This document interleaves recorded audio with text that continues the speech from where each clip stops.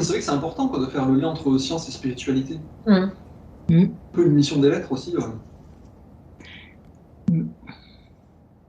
Et de plus en plus, avec, entre autres avec la physique quantique, là, on rapproche Les deux. ouais, la spiritualité de la science, hein, ça se rapproche avec ça. Et moi, je sais pas, de la moi, conscience. ah ouais, moi, je suis aussi très. Ah ouais, parce que quelque part, c'est aussi percevoir l'œuvre de Dieu, en gros. Comprendre comment ça marche. Ouais. C'est pour les premières personnes qui ont ouvert des corps des animaux, des humains. Je sais plus, mais il y avait une histoire comme ça. Il disait au début, on pensait que c'était assez simple.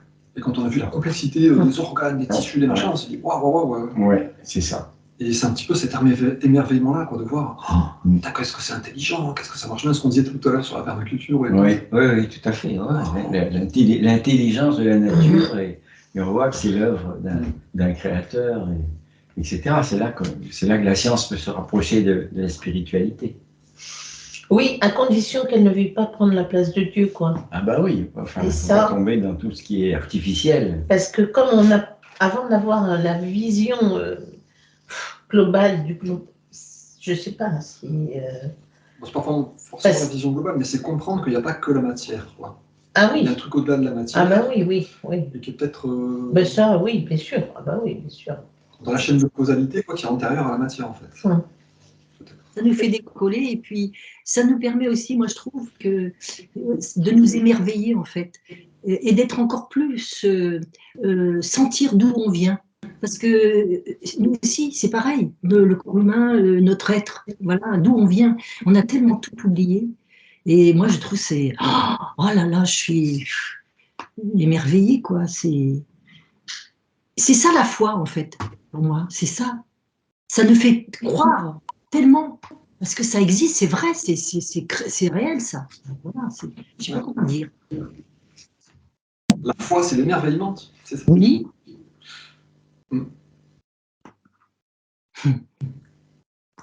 Quel beau chemin faisons-nous, voilà. C'est vrai que c'est ce qu'ils sont conseillés aussi le Christ, quand il disait regardez les fleurs dans les champs, comme elles sont belles, comme elles sont magnifiquement parées de couleurs, comme chaque saison nourrit avec la semence, les abeilles. C'est important de s'émerveiller sur la beauté de la vie, quoi. Ouais. La manifestation de Dieu. Ouais, et c'est ça le vivre, c'est ça l'expérience, c'est ça qui est intéressant. Parce que ça rentre en nous, voilà, je ne sais pas comment dire, on le vit, on a cette joie. C'est ça, il ne faut pas que ça soit que intellectuel. Ouais. Il y a des pratiques chamaniques aussi, tu sais, où on s'est mis dans une espèce de transe ou d'état méditatif, et on fusionne avec les animaux ou avec les arbres. On essaie de ressentir, qu'est-ce que l'arbre ressent, comment il vit. Ou je deviens un aigle, qu'est-ce que fait l'aigle. Il y a tout un tas de pratiques, alors ils appellent ça chamanique, mais c'est des pratiques de conscience en gros, où on se connecte, un animal totem. Et c'est que c'est bon de ressentir ça, de ressentir l'énergie de vie qui vit sous forme d'un arbre. C'est magnifique. Il y a des méditations guidées. Oui. Il y en a une que je faisais assez régulièrement, c'est la méditation guidée du pommier.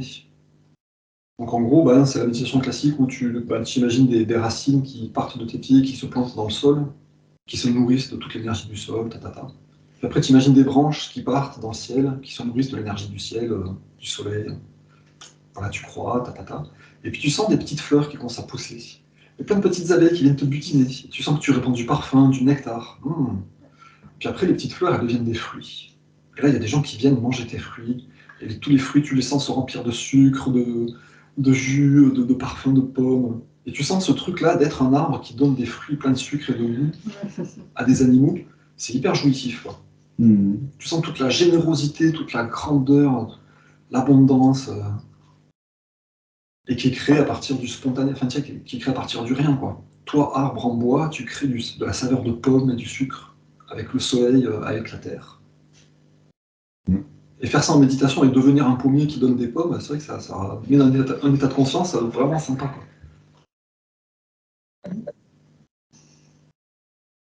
Et comme tu disais, c'est vrai que c'est important de le ressentir en soi. que ça reste intellectuel, mais de le sentir émotionnellement.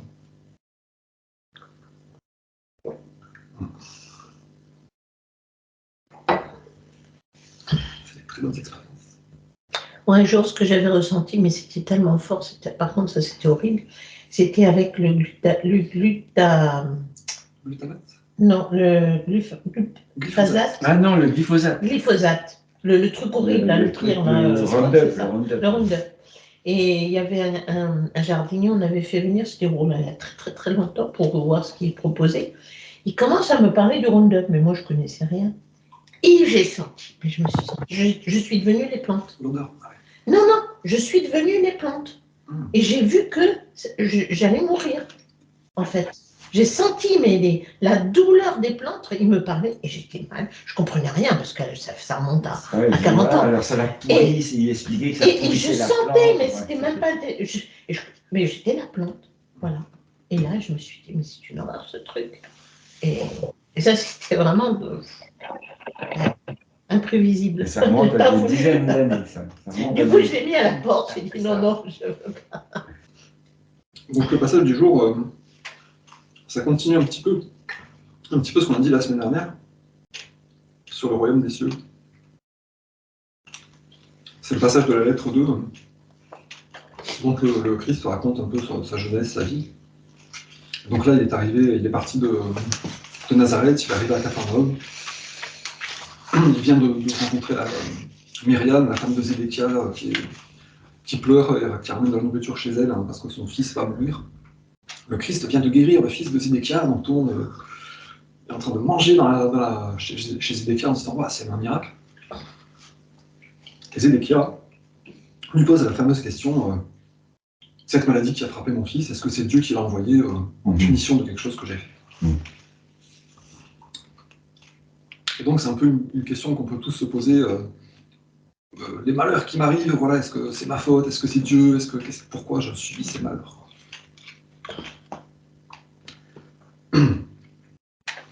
Tu as posé la question à laquelle j'avais le plus envie de répondre, Zédéchia. Dieu nous donne la vie et l'être. Il ne nous les arracherait pas comme un homme arracherait quelques trésors à un autre, parce qu'il s'est fâché avec lui. C'est la façon dont l'humanité se comporte, pas Dieu. Et Dieu n'est pas assis sur un trône quelque part dans le ciel, comme les rois humains sont assis sur des trônes et gouvernent leur peuple. C'est la façon humaine de faire, et une croyance humaine, pas la vérité. La façon de faire de Dieu dépasse de loin tout ce que l'esprit humain peut concevoir ou rêver. Moi seul ai vu ce qui nous a amenés à l'être. Et je sais que cela n'est pas le genre de Dieu enseigné par les rabbins. J'ai vu que cela était l'amour parfait. Et pour cette raison, je préfère parler du Père. Car j'ai vu que cela travaille dans toutes les choses vivantes, les gardant en bonne santé. Tout comme un père humain travaille pour garder ses enfants bien nourris, vêtus et protégés dans la sécurité d'un foyer. J'ai vu cela à l'intérieur de tout ce qu'il y a dans le monde. Comment cela se peut-il ? Demanda un homme avec un air de doute. Il n'est pas possible à un être individuel, quel qu'il soit, d'être partout à la fois. Mais l'air est partout, bien que nous ne puissions pas le voir.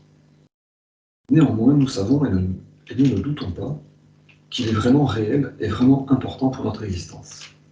S'il n'y avait pas d'air et que nous ne pouvions pas le respirer, nous mourrions.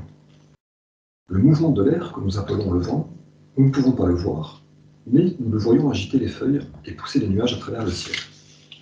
Ainsi, nous savons que l'air est autour et au-dessus de nous, et qu'il est fort. Et maintenant, je vous demande, quelle est la partie la plus réelle et qui a le plus de valeur dans l'homme ? Son corps ou son esprit? Quelques-uns répondirent que c'était le corps, sinon il n'aurait pas de place sur Terre. Il ne pourrait pas travailler, il ne pourrait pas être vu, il ne serait pas connu. D'autres dirent qu'ils pensaient que son esprit était plus important que son corps. Et je répondis, son esprit est sa partie la plus importante, car sans son esprit, il ne pourrait pas faire fonctionner son corps. Il ne pourrait pas manger, boire, dormir, bouger, penser, ni vivre. Pourtant, nous ne pouvons pas voir l'esprit. Nous pouvons seulement savoir que nous avons un esprit, à cause des pensées qu'il produit, et parce que les pensées façonnent des actions dans nos vies. Nous croyons que l'esprit travaille à travers le cerveau. Oui, il le fait.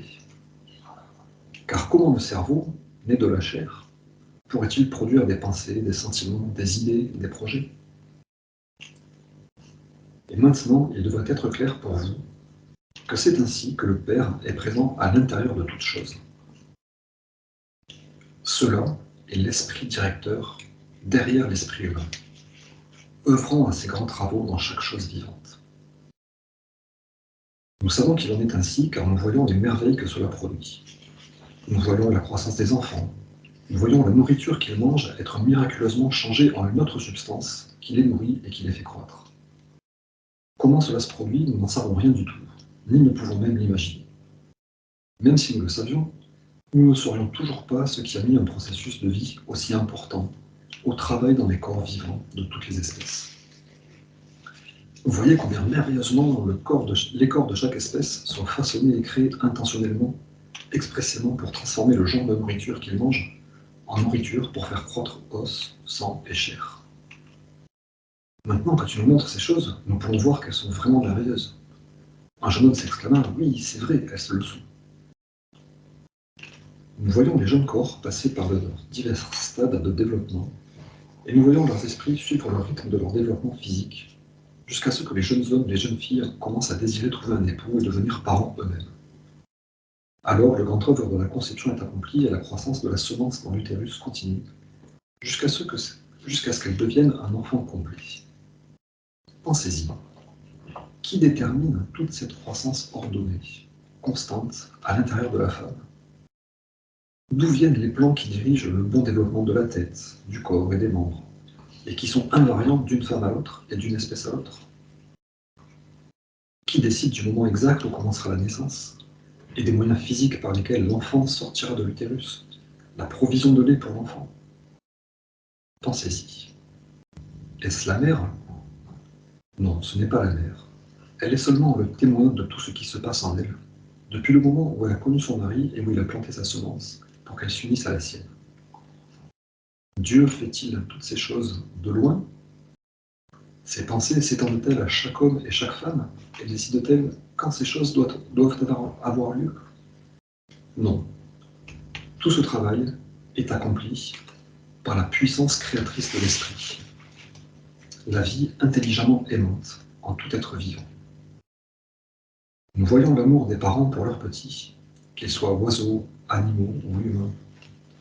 D'où vient cet amour? Il est tiré de la puissance créatrice de l'esprit, l'amour parfait, du Père en nous. C'est parce que le Père accomplit le travail dans les plantes, les arbres, les oiseaux, les animaux et l'homme lui-même, que nous sommes ici aujourd'hui vivants, respirant, mangeant, dormant, ayant des enfants, vieillissant, puis mourant pour nous rendre dans un endroit plus heureux. Tout ceci est le travail du Père actif en nous. Comment pourriez-vous nier la vérité de tout ce que j'ai dit ce soir? Aujourd'hui, vous avez vu un jeune garçon à l'agonie, ramené à la plénitude de la vie en peu de temps. Est-ce moi qui l'ai guéri? Pas du tout. De moi-même, je ne peux rien faire. C'était la vie, qui est le Père actif en toutes choses, qui est venu en pleine force pour réparer un corps souffrant et le ramener à la pleine santé, parce que j'ai cru qu'elle le ferait et que je n'ai pas douté.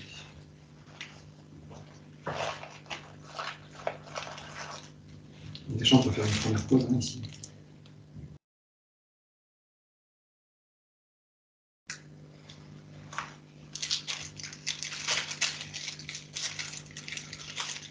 Donc ça rappelle bien l'essentiel du message christique aussi, ça.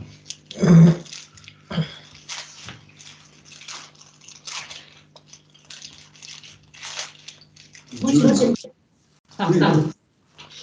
J'aime bien son côté pédagogique au Christ. C'est tellement simple. Et je ne sais plus où elle est, à votre avis, et il répond d'une façon très simple. Mais à un moment donné, il dit, ah oui, mais c'est l'esprit, derrière l'esprit humain. Punaise, ça c'est hyper compliqué, qui accomplit son œuvre à chaque être vivant. Bah oui. Et en plus, tu vois, le côté bien pédagogique, c'est il a donné une espèce de comment dire, d'allégorie au départ. Qu'est-ce qui est Oui, le plus important, le corps ou l'esprit? En fait, c'est l'esprit, parce que l'esprit anime le corps. Et de la même façon, Dieu anime l'esprit, en fait. C'est ça, c'est Dieu, c'est la conscience derrière l'esprit humain. De la même façon que l'esprit anime le corps physique.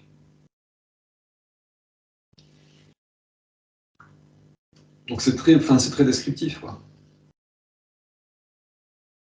Au début, il te montre là le vent, qui montre qu'il y a de l'air qui est partout, qui est fort, et qui est partout, en fait, même si on ne le voit pas. Après, tu te dis, bah oui, l'esprit, voilà, c'est ce qui est plus important que le corps, parce qu'il anime le corps. Même si on ne le voit pas. Et de la même façon, la conscience divine est partout et anime les choses. Anime la matière qui pousse, anime le corps qui se guérit, anime les cellules qui fonctionnent, et anime notre esprit. Donc là, le lien avec ce qu'on disait la semaine dernière, c'est quand nous, on a débarrassé notre conscience de la colère, la vindicte, la peur, la critique, seul Dieu reste aux commandes de la conscience. Dieu est déjà là dans notre conscience, en fait. Et ça, c'est réjouissant. On n'a pas à chercher Dieu, il est déjà là, il faut juste qu'on se débarrasse, qu'on dépoussière la conscience. Et comme ça, Dieu peut vraiment animer notre corps, notre conscience, sans perturbation, sans qu'on défasse son travail, sans qu'on casse le travail de Dieu, quoi. Et donc là, il le prouve en disant, ben voilà, le garçon, il allait mourir. Ma conscience a été remplie de la conviction de ça, de la présence de la conscience divine en lui, et poum, ça a rétabli la santé, normalement. Oui, mais lui, parce qu'il a un pouvoir, c'est pas n'importe qui. Voilà. Il a exercé un pouvoir sous la conscience divine qui a fait que le jeune, il a guéri aussi. Alors, qu'est-ce C'est qu'il en dit? plutôt l'amour, non? C'est il- pas il tellement a- le pouvoir, en fait. C'est il l'amour a- oui, du père. Il a eu le pouvoir parce qu'il a, L'amour. il a réussi, avec ses 40 jours dans le désert, à atteindre un tel niveau oui, oui. que il sait que Dieu est en lui et que s'il croit, enfin, s'il ne doute pas, il peut réaliser ces choses-là. Oui. Mais après, il dit aussi ailleurs, je sais pas, que tout le monde peut le faire, parce qu'il dit, vous-même, vous pourrez faire aussi bien que moi et même plus. Oui, il Donc, nous juste montrer le chemin. il suffit d'avoir une croyance Oui. suffisante, alors ce que pratiquement personne n'a finalement. Une croyance sans doute, quoi, une croyance. L'explication qu'il donne, c'est exactement ça. Ça l'a ramené à la pleine santé, parce que j'ai cru qu'elle le ferait, et que je n'ai pas douté. Voilà. Et parce Il qu'il n'a pas était douté. sûr de l'amour du père. Et Il était il n'a sûr. pas douté. C'est ça. Et l'amour du père, il ne veut pas la mort. Donc, aussi, il dit bien, parce que souvent, nous, les humains, on cherche toujours le comment. Mais comment c'est possible? Mais comment on va faire? Mais comment? Et lui, il dit non, ne vous posez pas cette question du comment. Cela se produit et on n'en sait rien. Et c'est ça qui nous bloque, en fait. Ah, Parce c'est qu'on comment? Et c'est ça, le comment, en fait, il faut le virer. Je ne sais pas comment dire, mais. c'est pour ça que tout vouloir savoir, connaître, moi, je crois que ça nous éloigne plutôt que... Alors, un peu, mais d'ailleurs, c'est Einstein qui disait ça. Il disait un peu de connaissance, c'est bien. Trop de connaissance, alors là, c'est mauvais, en fait. Et un peu de connaissance, oui, il faut de la connaissance, mais quand on veut aller trop loin, je pense que c'est pas forcément bon. Enfin, c'est juste moi hein, qui... Pour les- Bah, la science, au niveau science. Hein. Après, la connaissance, l'expérience et tout ça, c'est encore autre chose. Hein. Mais vouloir... Voilà. Après, ça peut être bien, je ne sais pas, hein, mais ça Je sais dépend. que c'est un grand biais. Moi, c'est un biais qui est difficile pour moi à dépasser, le savoir comment. Ah oui. C'est une déformation scientifique de dire il faut que je comprenne comment ça marche avant de pouvoir y croire. Ça, c'est horrible. Le côté de la maîtrise du mental. Voilà. Alors que souvent, c'est le contraire. D'abord, tu crois et après, quand tu as vécu, tu comprends le pourquoi et le comment. Souvent. Enfin, moi, je ne fonctionne pas comme ça. Eh oui, mais ça bloque. Quelque Je part. veux d'abord comprendre pour. Justement, c'est vrai que c'est l'homme civilisé moderne. Ouais, Tu vois, c'est ça. Si tu te remets à la place de l'enfant qui découvre le monde, il va se mettre sur le vélo, voir que quand il bouge les jambes, ça avance. Ouais. Et puis au bout d'un moment, il va comprendre comment ça marche, mais parce qu'il a utilisé beaucoup. Il a expérimenté, là ça tombe, là ça tourne, là ça aussi. Et au bout d'un moment, il comprend tout, mais il a expérimenté d'abord. Et oui. Et oui. Puis surtout, demander à Dieu aussi de nous guider. Parce que si on veut comprendre par soi-même, on va comprendre des choses, mais qui ne sont pas forcément bonnes. Si on est guidé par Dieu, je pense que lui va nous donner, comme un parent donnerait des bonnes connaissances à son enfant. Il ne va pas lui donner, je ne sais pas moi, la loi d'Einstein à quelqu'un de 2 ans, quoi. Donc il va faire au fur et à mesure tout ce qu'on comprend et tout ce qui peut être assimilable et bon pour nous et l'humanité. Alors que si on n'est que sur nos propres forces, je ne sais pas. Si... Mais il y a ce passage aussi quand il parle du comment. Comment cela se produit, nous n'en savons rien, ni ne pouvons l'imaginer. Et là, il me semble que la science actuelle, à ce stade dont il va parler ici, là, même si nous le savions, nous ne saurions toujours pas ce qui a mis un processus de vie aussi important au travail, dans toutes les formes vivantes. Donc la science, elle a tout découpé, là, les quarks, les protons, les cellules, les hormones, tout machin. Et elle se demande, il faut qu'elle se demande qu'est-ce qui a mis ce processus en marche.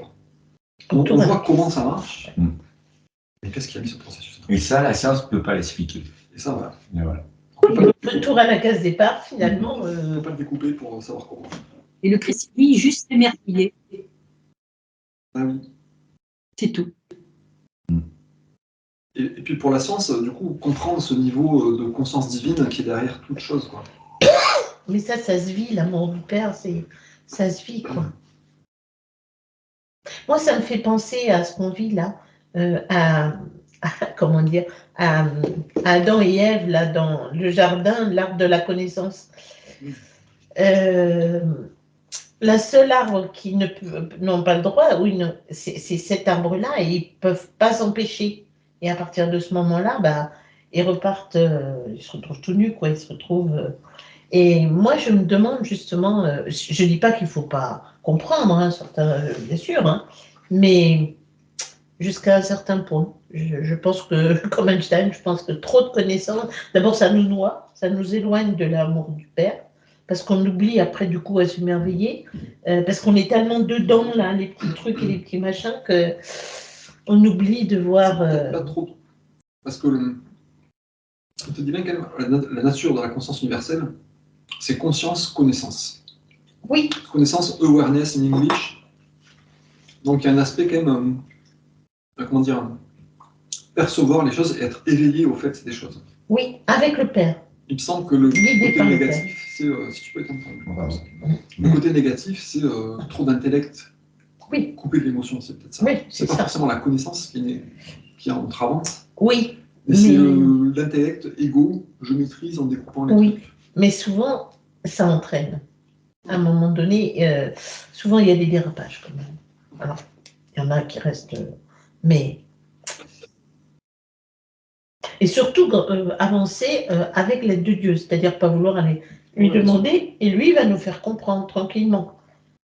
Après, voilà, souvent, si ce n'est pas le cas, on prend le mauvais chemin.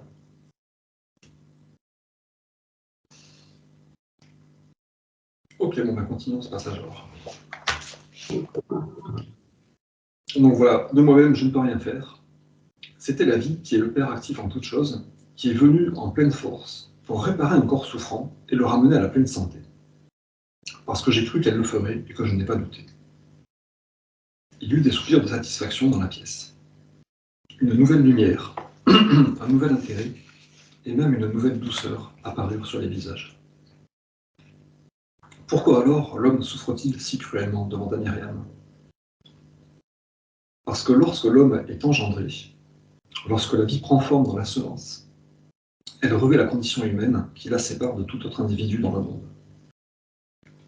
Afin de la rendre unique, quelqu'un d'isolé, uni à aucun autre, solitaire, personnel, sa propre personne, elle devient sujette à elle est contrôlée par deux impulsions extrêmement fortes dans sa nature terrestre.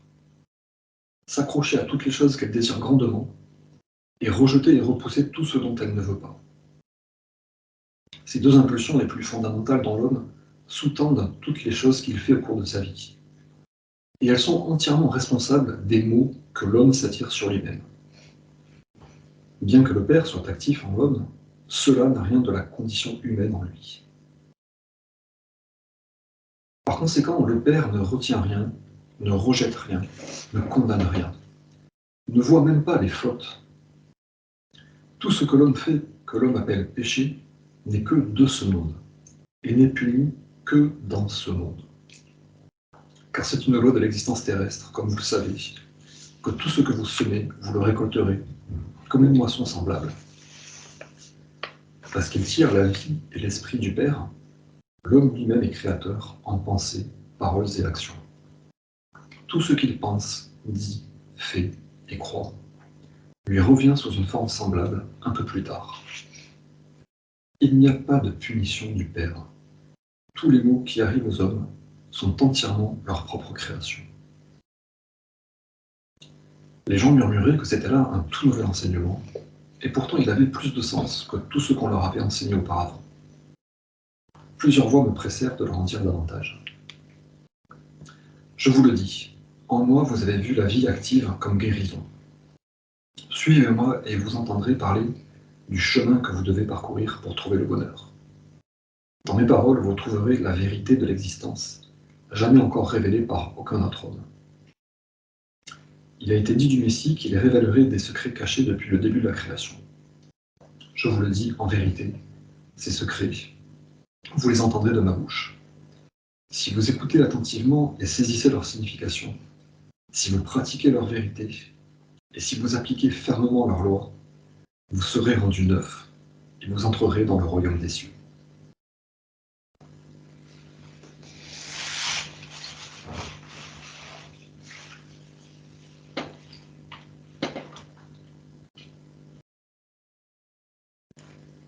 Donc là aussi, la bonne explication de l'ego. Oui. Et là, tous ceux qui disent, qui ne croient pas en Dieu parce qu'ils disent Dieu, si Dieu existait, tout ça n'existerait pas, tout ce qui se passe dans le monde n'arriverait pas. Là, il y a l'explication en fait, puisqu'il dit, mais oui, mais c'est pas Dieu qui envoie les malheurs, c'est l'homme qui se crée ses propres malheurs en fonction du fait que la loi, c'est que on récolte ce que l'on sème. Oui, mais là, il a l'air de dire que c'est la loi humaine. Oui, c'est la loi humaine. C'est la loi humaine de l'ego. Enfin, c'est la loi de l'individualisation de l'homme au moment de la naissance. Par l'ego. Parce que l'ego est là pour dire qu'on est des êtres individuels et que la seule chose qui compte, c'est son bien-être personnel, sans penser à autrui du tout. L'ego est complètement égoïste, en fait. Et donc, voilà, tout ce qui nous arrive, c'est nous qui nous provoquons, quoi. Et ça, c'est quand même... c'est assez dur à entendre parce que effectivement, ça remet en cause tout ce que... On peut plus remettre sur le dos des autres ce qui nous arrive de mal. Et c'est pas évident. On trouve toujours un bouc émissaire pour dire ouais mais c'est de sa faute, gna gna gna gna gna, je suis comme ça, mais c'est pas moi, c'est lui, enfin bref. Alors qu'avec ça, avec cette phrase-là, on peut plus le dire. On peut plus le dire. On récolte ce que l'on sème. C'est un gros truc de déresponsabilisation en fait. De dire que c'est Dieu qui envoie les péchés, qui envoie les calamités. Oui. D'un côté, il y a deux aspects de déresponsabilisation. D'un côté, c'est Dieu qui envoie les calamités, donc c'est pas ma faute. Voilà. Et de l'autre côté, tu m'as volé, c'est Dieu qui va te punir, donc je te tue. Et c'est pas ma faute, c'est Dieu qui veut que je te tue. Oui, aussi. Alors là, on va encore installer le truc du péché. Là, quand il dit Dieu ne punit pas, les hommes n'arrêtent pas de se punir sous excuse de Dieu va te punir, donc c'est moi qui te punis. Donc, oui, c'est juste la place de Dieu, quoi, carrément. C'est l'ego qui prend la place de Dieu. Voilà, je veux te tuer pour te punir, parce que ça m'a vexé. Donc je dis que c'est Dieu qui veut que tu meurs. C'est pratique la fausse conception de Dieu, en fait. Ah oui. La conception erronée de Dieu. C'est pas ma faute, s'il m'arrive des malheurs, c'est Dieu. Moi, je pense... Pardon. Moi, je pense que le plus grand péché, c'est l'ignorance. Et l'homme ignorant, il a ses lois, effectivement, il y a les lois universelles sur Terre, mais sa difficulté, c'est ce bien et ce mal. Ça n'existe pas dans le royaume des cieux, le bien et le mal. Donc, il faut arriver en fait à réunir ces deux-là pour que ça, il n'existe plus sur terre. C'est ça le royaume des cieux pour moi. C'est cette dualité l'autre fois, mais c'est pas du tout New Age. C'est vraiment ce bien et ce mal qui n'existe pas. C'est après que le péché existe. Le péché et donc le pardon n'existe pas, puisque de toute façon, Dieu ne fait pas le mal. Ça n'existe pas. Et c'est nous qui le créons, c'est nous qui l'avons installé, enfin, le coupé. Je sais pas. Le mal n'existe pas. Sur Terre, il existe. Oui, c'est pas. Oui, mais j'ai pas dit ça. Hein, oui, bien sûr. J'ai dit que justement avec Dieu, le royaume des cieux, c'est justement il n'existe plus. C'est-à-dire que nous-mêmes, Oui. on n'est plus dans l'ignorance. Voilà. Et il y a quand même un truc, comment dire. Là, nous, on va dire, dans le monde humain, on perçoit du bien et du mal. C'est ça que tu dis? Oui, on le perçoit, mais aussi on l'est. On est. On se comporte. Moi, il me semble que du coup, dans le royaume des cieux, on arrête de condamner le mal, on arrête de faire le mal. Il n'y a plus rien. Mais, comment dire, la conception du mal continue à exister quand même. Quand il dit, par exemple, Dieu ne projette rien, ne retient rien, ne condamne rien. Le fait de condamner, c'est du mal, en gros. Tu vois? Comment dire? C'est pas qu'on doit critiquer quelqu'un qui condamne. Hein. Mais on va se dire, bon, bah ça, moi, je vais pas le faire parce que je vais vers le bien, en gros. Donc, il y a quand même cette polarité, tu vois, on va vers Dieu et on va pas vers l'opposé de Dieu, en gros. On va pas vers l'opposé de Dieu. Dieu ne condamne pas, ne rejette pas. Bah donc, je vais rien condamner, rien rejeter. Mais quelqu'un qui condamne et qui rejette, bah, je vais pas faire comme lui, quoi. Enfin, et je vais pas l'encourager à continuer quelque part. Donc, il y a quand même, si tu veux, le Christ, encore une fois, qui a fouetté les marchands du temple et qui a maudit le figuier, c'était pas bien. Il le dit, d'ailleurs. Il le dit, oui. Donc, il y a quand même cette notion encore de bien et de mal, entre guillemets. Mais pas du bien et du mal pour prendre le pouvoir sur l'autre et le condamner, lui dire tu as péché, Se dire juste qu'il y a quelque chose de désirable, Dieu, la santé, la croissance, et tout ce qui va à l'opposé de ça, ben, c'est pas désirable en fait. Mais c'est pas dans la notion de c'est bien, c'est mal, c'est un péché. Quoi. C'est vers quoi il faut tendre. Vers quoi il faut tendre en fait. Ça me fait penser à un passage où il dit qu'est-ce que vous feriez si quelqu'un venait chez vous, casser tout, vous volez, et en fait il dit ben, comment vous réagiriez et est-ce que vous diriez ben, il doit souffrir, est-ce qu'on est resté suffisamment voilà, donc c'est peut-être qu'il tourne ça comme ça, quoi, il y a souffrance en face, je sais pas, donc c'est pas condamnation, c'est plutôt je sais pas quoi faire. C'est pareil. Bah si, le mal. Non, mais en gros, c'est dire que ça va pas, de casser la maison. C'est pas quelque chose de souhaitable. Mais pas casser la bonhomme. Pas casser le bonhomme, voilà. Celui qui fait. Voilà. Dénoncer la chose, qui fait l'acte, mais pas la personne. Mais ça, c'est. J'ai pas compris le dernier mot. Pas casser quoi? Pas casser le bonhomme qui vient de casser la maison. Pas condamner le bonhomme. Pas de vengeance, quoi. Pas se venger. Non, pas condamner, même sans se venger. Voilà, pas condamner le bonhomme. Pas rejeter, pas. Ça, c'est difficile, hein, quand même. Ah oui. Oui, parce que c'est justement, j'ai totalement surmonté l'ego, je suis sûr que Dieu donne tout, donc j'ai pas d'inquiétude. Casser la maison, c'est pas grave, il y en a une autre qui va arriver. Dieu s'occupe de tout, donc je me gaffe de rien jamais. Je m'inquiète de rien jamais. Oui.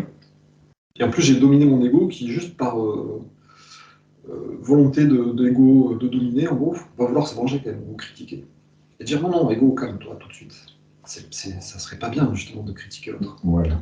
Aimons-le, c'est mon frère, voilà, il est en difficulté lui-même, il est en souffrance, il m'a cassé ma maison, il doit tout. Oui, voir sa souffrance, parce qu'il fait ça, c'est qu'il est vraiment pas bien. Calmer l'ego, pour dire. Et du coup, on se tourne vers l'autre au lieu de voir sa propre rancœur et se renfermer sur soi et ses colères. Et souvent, c'est la peur qui va faire réagir.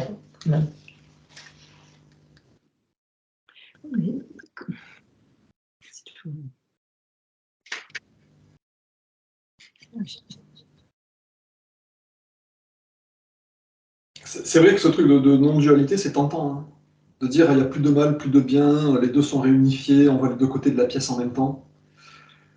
D'un côté, il me semble que c'est intéressant, mais de l'autre côté, il me semble que ce truc de polarisation entre il y a la conscience divine qui est l'ultime chose qu'on peut souhaiter, et plus on s'en éloigne, et moins c'est souhaitable, en gros. Il me semble que cette polarisation, elle demeure dans le royaume des cieux, quoi.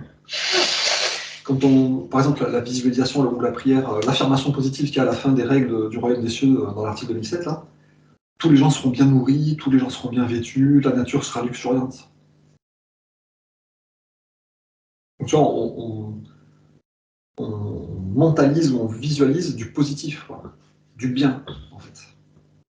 C'est pas juste on laisse faire les choses et on reste équanime devant le théâtre du monde. Dynamiquement, on projette le positif, la croissance, la santé, la jeunesse, l'amour, le bien, quoi. On est activement pourvoyeur du bien divin sur la Terre, quoi. Et donc à décourager de l'autre côté le mal, quoi. La destruction gratuite, je sais pas quoi, le gâchis, la méchanceté. Inciter les gens à être bons et inciter les gens à arrêter d'être mauvais, quoi. Et moi, je trouve que ça, c'est vraiment un point hyper important, quoi, justement, pour être un enfant de lumière. Rappelez-vous aussi le dernier article, hein, de la série d'articles qui s'appelle « Les derniers jours ». Il dit « Vous êtes tellement habitué à l'obscurité que vous la reconnaissez plus comme telle ». Il est très dur, cet article, hein. Il y a des dégénérés partout sur votre terre. Maintenant, c'est devenu... vos rues sont devenues des boulevards pour l'ignominie, les agressions violentes. Enfin, il est très dur, cet article. Et là, il montre qu'on est rempli de mal partout. C'est devenu la norme. Et même le Christ qui est dans le royaume des cieux, il désigne ça sous le nom du mal, quoi. Et des dégénérés, et puis de l'obscurité, quoi. Il ne dit pas « soyez compatissants avec les violeurs, ne vous inquiétez pas de la souffrance des gens, et foutez-vous-en, et soyez un bouddhiste qui est dans l'ataraxie ». Non, non. Si vous étiez des enfants de lumière, vous ne pourriez plus dormir la nuit en sachant que les manias avides de sexualité se servent de vos enfants pour leur désir lubrique, quoi. Donc c'est quand même du bien et du mal, quoi, hein. Oui, mais il dit aussi que même si l'homme était en prison, rien ne l'empêche de vivre dans le royaume des cieux. Ah mais bien sûr. Quelque chose comme ça. Ah oui, oui. Et puis il continue en disant, grâce à cet état d'esprit, il sera sorti de sa prison. Oui. Donc le mal va s'en aller, en fait. Oui, mais s'il se repent, il l'avait dit la dernière fois, la première chose aussi, c'est se repentir, reconnaître, quoi. Reconnaître. En gros, on peut vivre heureux malgré la présence du mal, en soi ou autour de soi, en fait. Et du coup, quand on est heureux et quand on se tourne vers la santé, vers les choses, ben voilà, la maladie disparaît, on sort de prison, les catastrophes se réparent. Donc tu vois, il y a quand même cette polarisation de on va du moins bien vers le mieux, quoi. En gros. On souhaite le mieux, quoi. On souhaite la santé. C'est faire le bien par la pensée. Remercier avant d'avoir reçu. Mm. J'ai cru et je n'ai pas douté. Voilà. Changer son état d'esprit. Purifier ses pensées. Et tout ça pour pas défaire justement le travail du père, quoi. Tu vois, on peut dire, le travail du père, c'est le bien, la croissance, la santé, la nutrition, la protection. Et les pensées d'inquiétude ou de vindicte ou de critique, c'est le mal. Ça défait le travail du père. Ouais, ça bloque l'action du père. Et même ça le défait. Voilà. Défaire le travail du père. Oui. Comme Pénélope qui détisse sa tenture la nuit en attendant qu'il se revienne, quoi. Et notre c'est justement de maîtriser, enfin c'est pas maîtriser, mais je sais pas comment le dire, par rapport à des émotions négatives qui nous arrivent pas. Comment on fait, comment on s'en sort, comment on réagit, ça blesse, pourquoi ça blesse, qu'est-ce qui est blessé, se dégager de tout ça, parce qu'en fait ça nous coupe du divin. Bon. Et oui. Mm. C'est l'activité de l'ego qui coupe du divin. Oui, il n'y a que l'instant présent, hein, en fait. On revient à l'instant présent. Parce que vite, on peut partir dans le passé, dans le futur. C'est l'instant présent, c'est vraiment dans l'instant présent qu'on peut être ici maintenant. Là, il parle aussi des deux impulsions fondamentales, voilà. Attirer tout ce qui est bon pour nous, s'accrocher à toutes les choses qu'elle désire grandement, et rejeter et repousser de tout ce dont elle ne veut pas. Donc en fait, c'est ça le problème. Ces deux impulsions les plus fondamentales dans l'homme sous-tendent toutes les choses qu'il fait au cours de sa vie. Elles sont entièrement responsables des maux que l'homme s'attire sur lui-même. Donc la cause du mal, c'est ça en fait. L'attraction-rejet de la personnalité humaine, quoi.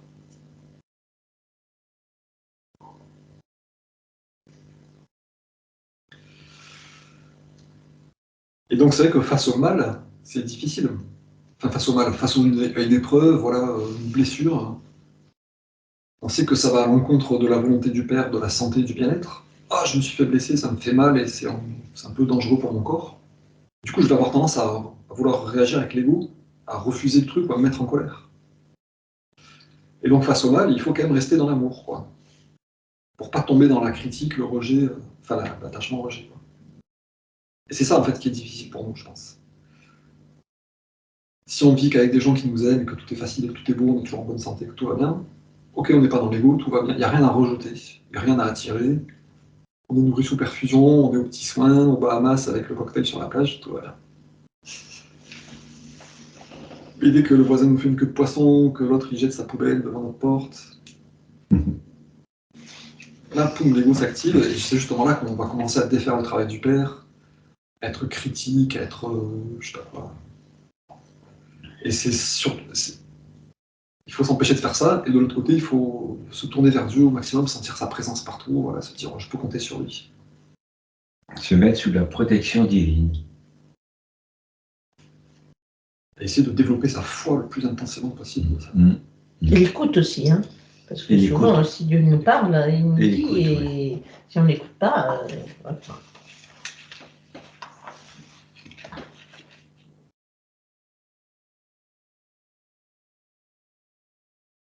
C'est vrai que ces deux aspects, c'est vraiment important. Comprendre la nature de Dieu, comprendre qu'il est partout, le sentir partout. Et ensuite se dire, ah oui, mon ego, il faut vraiment que j'arrête totalement d'être dans ce truc-là d'attraction-rejet, de critique. C'est vraiment les deux grands axes, quoi. La méditation, la purification de la conscience, l'écoute de Dieu et la domination de l'ego. Oui, chaque fois qu'on critique, on se fait du mal à soi-même. Ça, c'est... On lance des critiques et on a des pensées nocives et tout. Ça nous retombe dessus automatiquement et donc on se fait du mal à soi-même. Ça, c'est automatique. Et c'est ce qu'il faut éviter, quoi. Donc, en se retournant vers Dieu, en retournant à lui, en retournant à sa protection, et en ayant confiance. Et c'est là qu'il faut peut-être arrêter de chercher le comment. Parce que quand on touche une plaque brûlante, ça me fait mal tout de suite. Donc on comprend, c'est le fait que j'ai touché cette plaque qui me fait mal. Ça, je le comprends tout de suite, la causalité. Mais le malheur qui m'arrive, le relié à ma critique que j'ai fait il y a 3 semaines, là, je ne fais pas le lien. Et voilà. Et du coup, je continue à critiquer et je me fais brûler 3 semaines plus tard. Ouais. Puis on ne se rend pas compte que c'est ce qu'on a provoqué des semaines avant. Ouais. Si on touchait une plaque brûlante et qu'on commence à se brûler 3 semaines plus tard, on se fait tout brûler partout, quoi. C'est ce qui nous arrive en fait.